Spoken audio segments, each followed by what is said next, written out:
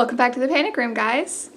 So today we are talking about The Drowning Kind by Jennifer McMahon. I've had this on my Goodreads list for quite a while, and I have to say, it was worth the wait. I always link my Goodreads account down below. Feel free to click on it and be my friend. So a little bit of backstory before we get into any spoilers. You guys know I always tell you if we're going to have spoilers. We have another book, much like The Village, which I will link if you haven't seen that review. We have another book that has two simultaneous worlds going on with our chapters. We have present day, which is set in 2019, and our characters in present day are two sisters, primarily, by the name of Jacqueline and Alexis, or as they refer to themselves, Jax and Lex, the ex-girls. So Jax is a social worker, and I have to say right off the bat that I related to her. I was in the field of social services and social work for about 10 years, so I really felt myself connecting with the character of Jax right out of the gate. You know, her like logical approach to people's problems and how you have to keep your head no matter what you're faced with, things like that. So I have to say I really enjoyed Jax's character from the get-go.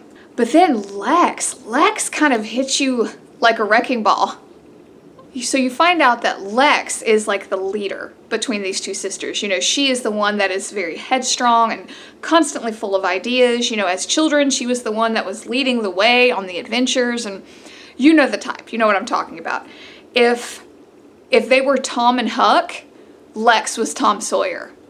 So you find out over the course of the book that Lex is actually suffering from bipolar disorder, and she inherited this from her father. And her bouts of mania can get to very large proportions. They give a few examples. There was one that really stuck out to me about how, like, you know, she would go on these cleaning binges. You know, like one day she came back from school after learning about dust mites and just completely wrecked the house trying to clean it. You know, I feel like it's a very interesting look, especially if you're not familiar with bipolar disorder. You know, a lot of people, I feel like that term gets thrown around in pop culture, like, oh, I'm bipolar, you know, when in fact it's actually a very debilitating illness. It's very, very hard on not only the person, but the person's family. And I think this book showcased that very, very well. So those are our two main characters in present day. We do have a few auxiliary characters, you know, their father Ted, a couple of aunts, their grandparents, things like that, their grandmother. So in our past chapters, our main focus is the character of Ethel. And I have to say, she is an interesting one. We find out, you know, over the course of the book, is really our voice for the past. And we see how, again, much like with The Village, if you watched that review, we see how her retelling of the past to us as the reader sort of starts to converge with our present day. And she's got a very haunting way of saying things. She is a, trigger warning here, she self-harms, not to the extent of, you know, really injuring herself, I guess you could say. She likes to prick herself with a pin. There's a couple other instances where, like, she'll hold a match too long so it'll burn her fingertips, things like that. So she has that element to her. And so that gives a little bit of depth to her character, but primarily what stuck out to me is her way of talking to herself. Almost like she has to talk herself back in certain situations. And I'll give you an example. You know, if she is faced with something stressful, she'll, you know, even if it's just in her head, if she's just thinking about something stressful, she'll like step back and narrate in the third person, like, my name is Ethel, I'm doing this. Like, you know, my name is Ethel Monroe and I am baking a cake. Like, she has a real weird tendency to do that in a lot of situations. But the real star of this novel is the property of Sparrowcrest. Specifically, the pool. This house. You know, I don't know if you guys remember, I was young at the time, I would probably say about 10 or 11, when it was like a made-for-TV movie about Rose Red, if you're familiar with that story, came on TV, and I was infatuated. I loved it. It was like some kind of, I think it was like a 2-part special, which led to me reading the book and, you know, a whole thing. We won't go into that. We're not here to talk about Rose Red. That's sort of what this reminded me of, if you're familiar with this movie. This property, the house and this pool and just everything surrounding it, sort of engulfing our characters. And taking over their lives, really. So let's get into this book. Obviously, spoilers ahead. We have lots to talk about. So if you guys have read this book, what was your first inclination about the pool? I didn't know what to think. They ease you into this so well. And you know what I really liked? I noticed about halfway through the book that every time they talk about the pool, they have been talking about it like it's this entity, right? But they talk about it with like human characteristics. I'll give you an example.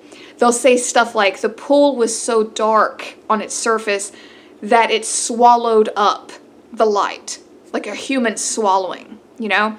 And I really think that that lent itself so well to the manifestation in a reader's mind about this pool being an entity in and of itself. So we start our story really with the death of Lex. And you find out, you know, through flashbacks and things like that, that Lex and Jax spent many summers at Sparrowcrest, which is the name of this massive house. It sounds absolutely gorgeous.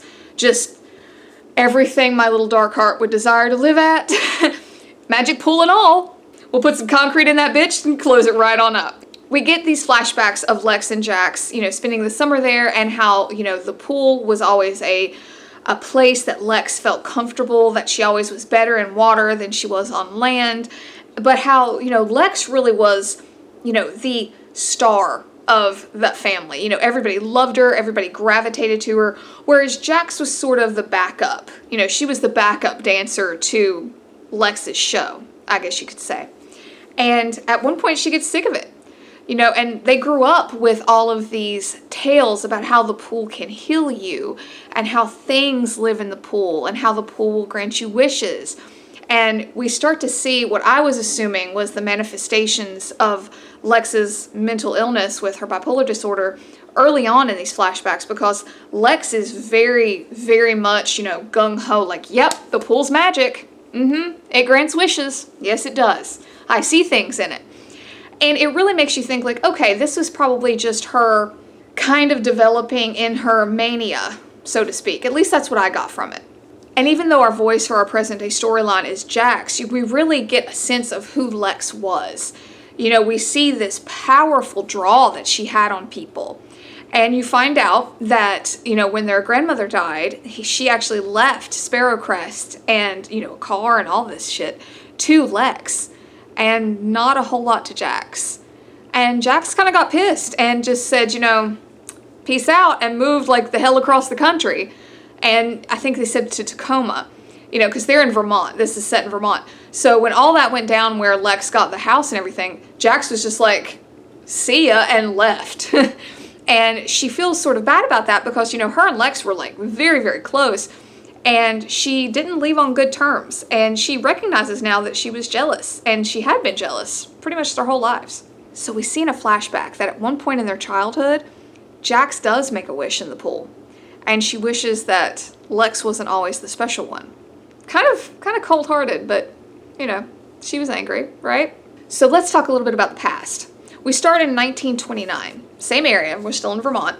And we meet Ethel Monroe. Ethel Monroe is a doctor's wife. So it's 1929, you know, it's a small town. You know, she's the doctor's wife, so they're pretty well-to-do.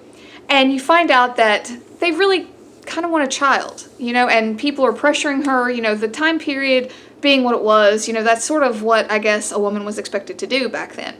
So not that I buy into that, but hey, that's the way the time was. And I think that Ethel reflects that, you know, in her stresses about how she sees that her husband is such a good man and she does want to have a family with him. Her husband comes up with this bright idea. He's a really sweet guy, by the way.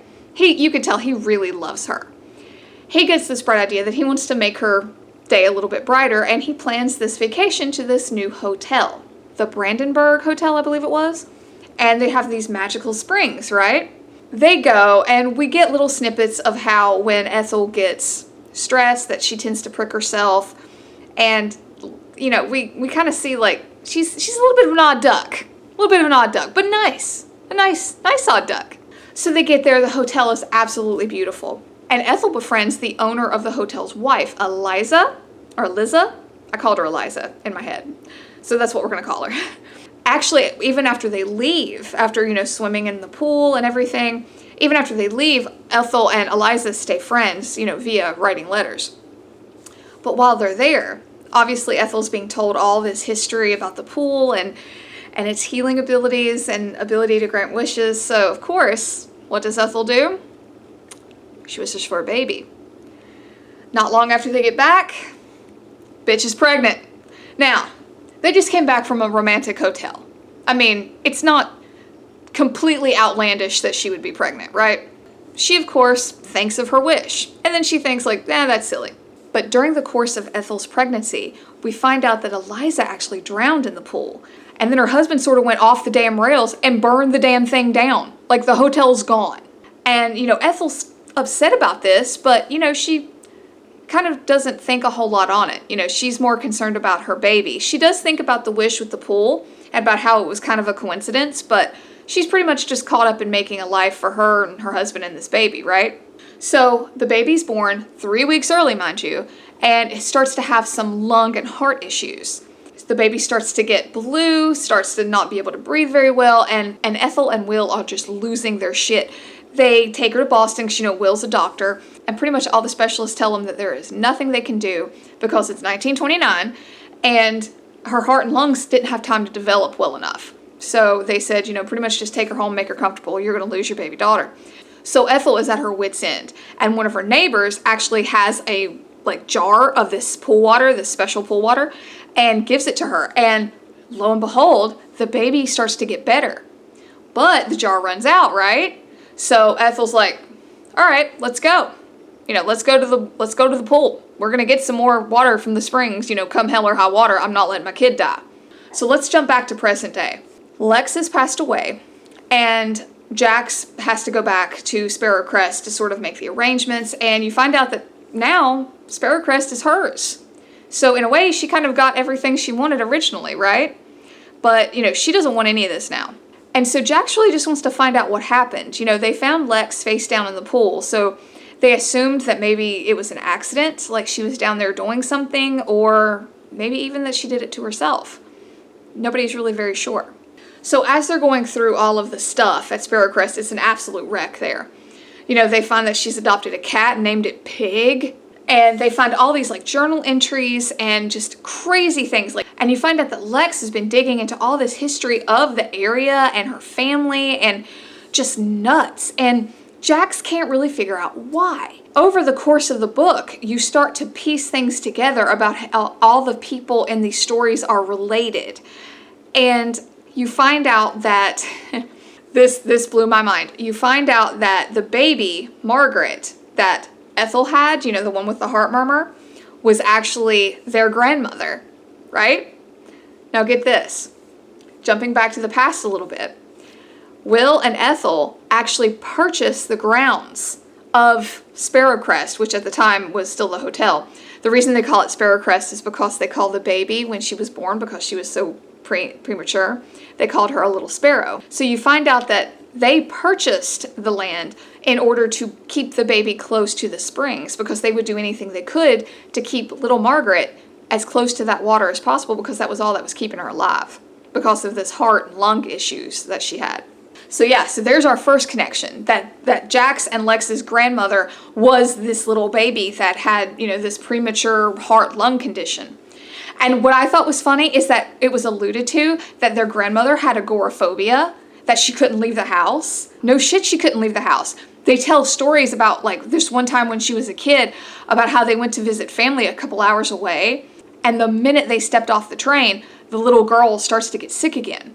So that tells Ethel that they can't even leave this house now.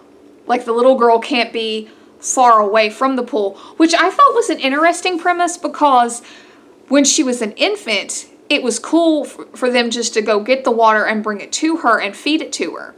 But now she has to be in close proximity to the water. I thought that was a weird change, but I guess that's just the pool, because it's kind of develops in its own right as a character as the story progresses. The little girl is stuck there. We see that she grows up and has kids of her own, and one of those kids is actually Jax and Lex's mother.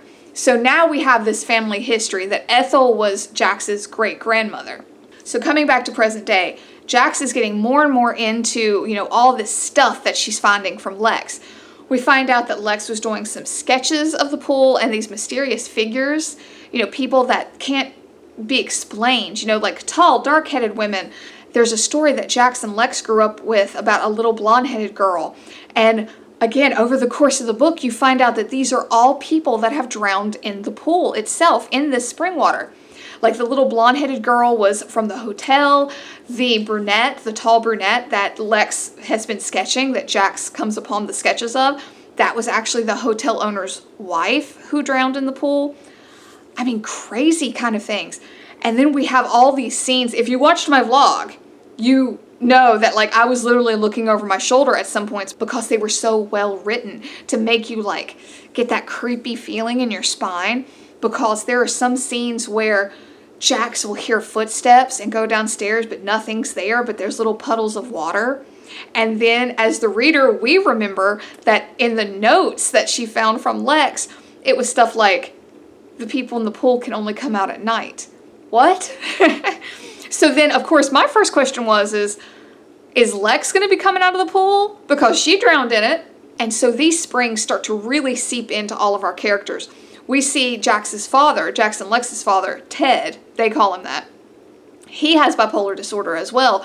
And he starts going just off the rails. One day Jax comes back to Sparrowcrest and he has this just food everywhere and says that he saw Lex and that she was hungry, but he can't get her to eat. And then he takes her ashes and runs out to the pool and throws them in there. I mean, starts losing it, right? And she has an Aunt Diane who seems to be the level-headed one of the group. She kind of believes in the pool because she's made wishes and seen things come true for her own self, but she doesn't buy into it the way Lex did. So Jax starts digging into everything, finds out the bombshell that her great-grandfather Will, the doctor, Ethel's husband, actually won the land and the pool of Sparrowcrest from the hotel's owner in a poker game. His family, because, he offed himself and his wife had died, their baby, Shirley, was still alive, though. And so Shirley and her family kind of thought, this belongs to us. You sort of did it in an underhanded way. So then you find out that Shirley's family actually still lives in the area, and and her grandson was one of the childhood friends of Jax and Lex. His name was Ryan.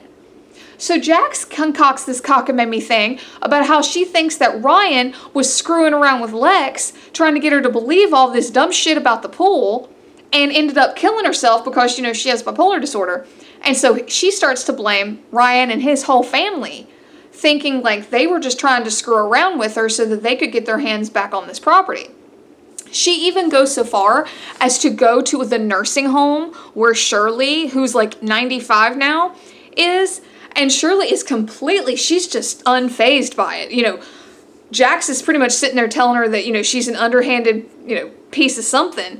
And she's like, no, no, none of that's true. We weren't trying to do anything. I've never lied to you or Lex. I told you the truth. Whips out a photo album, starts to flip through it, and shows Jax, you see this dark-headed lady? Isn't that the one you saw that Lex drew? Yeah, that's my mom. She comes out of the pool. I've visited with her. The pool, takes people, that's how it gets stronger. And that they can manifest at night if they died in the pool. But you got to be warned because they're not really them anymore. They're doing the pool's bidding. Okay? So then I'm left wondering, okay, is this is the pool itself a creature, or are the people the creatures? And it's never really answered. It's alluded to that the pool is its own entity and that the people are its finger puppets a little bit. You know what it made me think of? It sort of put me in mind of the deadlights and how, you can't look at them, otherwise they'll draw you in. And you remember how each of the people, if they looked into the deadlights, they sort of became zombie-like? That's kind of how I viewed this whole situation with the pool. The pool was the deadlight, and all of the people in the pool were drawn into it and now being used by it.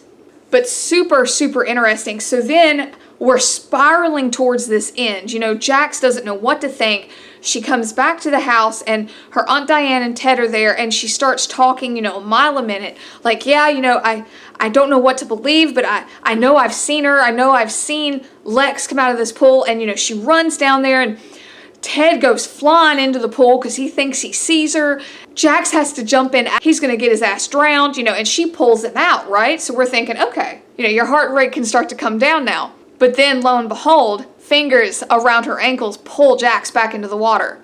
Now, time out here. I'm not afraid of water, but it's not my favorite thing in the world. I don't swim for fun. I feel like I will swim if my life depends on it, but I'm just not one to go swimming for fun. If you've watched my vlogs, you know that I will watch the kiddos swim. I don't swim. So if you have a fear of water, holy hell, is this book going to scare the pants off of you? So getting back to our climactic end, they pull Jax into the water, and I say they for a reason. She feels the hands around her, and she starts to think back about how, you know, her and Lex would play like this dead man's float game where they would pretend to float as dead bodies on top of the pool, and how Lex would always tell her to open her eyes. And as she's being pulled down through the water, she hears Lex's voice, like, open your eyes, open your eyes. And then she starts to see all these lights at the bottom of the pool, and she talks about how they're bright and they have this greenish glow to them, which is just extra spooky for me. And how she recognizes some of them, like the little girl, the little blonde-headed girl, Eliza, the hotel owner's wife that, you know, Lex had been drawing. And now Lexi, of course. So Lex is telling her, and this is all done, like, psychically, obviously, because they can't talk underwater. But Lex starts telling her, like, I need you to stay down here with us. You know, we're the ex-girls forever, right? You know, I want you to be here with me. We can be together. You know, we don't have to wish anymore and all this. And it's kind of touching, but at the same time, you're like, oh God, this is terrifying. Like, is this girl actually seeing this? Is she, you know, having some kind of weird trip, you know, from drowning? I don't know. But it's very spooky because you can see and almost feel the darkness and the cold of this water as it's setting in. And then just this massive inundation of all these spirits trapped in this pool. And then us as the reader wondering, like, does Lexi really want her down there? Or is she just doing the bidding of these evil springs? So then we get how Jax feels a hand on her back and we hear Ted yell, I've got her, I've got her. And we go to the final chapter of the book, and you see Diane and her girlfriend, I'm assuming they're still girlfriend, Terry, you know, they're having dinner and wine, and Ryan is over there. If you remember, Ryan was the childhood friend that she accused of a big family conspiracy.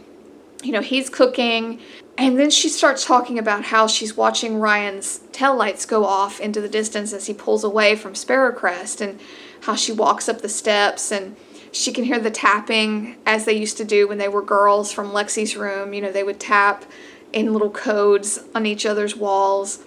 And she said she can hear Lexi walk into her room and she smells the metallic water off of her. So at this point, I'm thinking, okay, well, she decided to stay at Sparrowcrest. It is her house now, too. And, you know, she's just seeing Lexi as she's coming back from the pool. Lex comes into her room and says, you know, hey, let's go out for a swim. So Jax goes down there without a whole lot of thought, which is odd because Jax was never one to sort of jump at the chance of swimming in that water. You see her there down there, they're swimming, and then she starts talking about the night that she drowned and how her and Lex are now together forever, the ex-girls. Because then she starts talking about how she could see her own chest and body start to glow that greenish light like the rest of them. Yeah, I didn't believe it either. I was like, oh shit, she's dead. In our little epilogue at the end, we go back to Ethel. And we see that Ethel actually lived at Sparrowcrest her whole life too. She had her granddaughters, you know, one of which was Jax and Lex's mother, among two others, Diane and Rita. Rita was always her favorite because she reminded her of Margaret, how with her dark eyes and things like that. And she knew that Rita was special because Rita would tell her how she could see the little blonde-headed girl, Martha, who, of course, Ethel remembers because she was at the hotel when Martha drowned. And Rita would tell her how she could see the little girl, Martha, and how they played together. One day when she wakes up and hears her daughter, Margaret, screaming, she knew what happened. She knew the pool took Rita. Sure enough, Rita drowned in the pool. And we see Margaret, her daughter, the one who they even made Sparrowcrest for, come up the steps and say, you know what? I blame you for this. If you would have just let me die when I was a preemie baby back in the 1930s, none of this would have happened. And it talks about how Ethel's heart just broke. And that's pretty much our end for both of our storylines. Not the happiest ending in the world, right? You know, a little bit of closure, at least for our present day, for Jax. You know, there's a little bit of closure. You know, they do finally get to be together, but, you know, we're left wondering in this beautifully horrific way, might I add, what is this water? Is it evil? Because the whole book, you know, everyone knows that the water grants wishes and gives, and the water taketh away. So you gotta wonder, like, is it evil? Or is it just a reflection of the evil in us about how, you know, we'll do anything to get something that we want, you know, without a care for other people. But you know what? I can't say that I even think that way because, you know, Ethel, for example, she just wanted a baby. You know, what's really evil about that? You know, there is this sense of malevolence coming off of this water. And I don't think that that is just us reading into it as the privileged perspective of the reader. I think there's truly something there. And it's using the people that die in it as its puppets, as its little feet into this world. Because Lex mentions at one point about how when she was a kid, she thought that the pool was like a gateway to the other side of the world. And even during her like manic phases, she would measure the pool and notice that the depths would change. So even the pool as a physical entity seems to be warping and changing. So almost like a doorway or a gateway.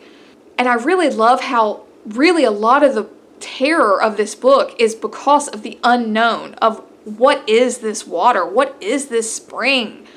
You know, we just don't know. And I think that gives us that just uneasy feeling throughout the course of this book. And it's wonderful. So guys, that is pretty much it for The Drowning Kind. Highly, highly recommend. It was worth the wait. I am loving, loving, loving this author so far. I might be getting more into her work. I'm looking forward. I hope my librarian is there and we can talk more about it when I go. But thank you so much for coming to this book review, guys. Let me know down below, what do you think? Are you afraid of water? Because if you are, you might not want to read this. Or maybe you do, because it might be even scarier for you. But let me know down below, what's your biggest fear? Guys, thank you so much for clicking on this video. Please like and subscribe. It would really help me out. And I will see you all next time. Bye for now.